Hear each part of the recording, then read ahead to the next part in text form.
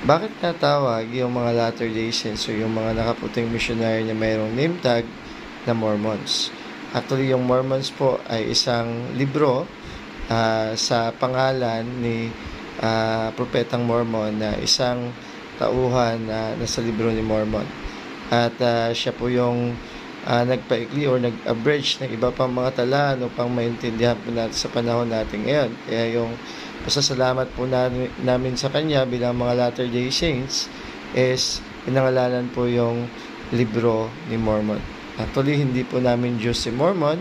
Isa po siyang pinaniniwalaan namin propeta na katulad ni Job na may magkalapit pong experience na nangyari po sa kanya. So, kaya kami tinatawag ng mga Mormons dahil sa Book of Mormon na ano po guys, nakalagay na The Book of Mormon o ang libro ni Mormon.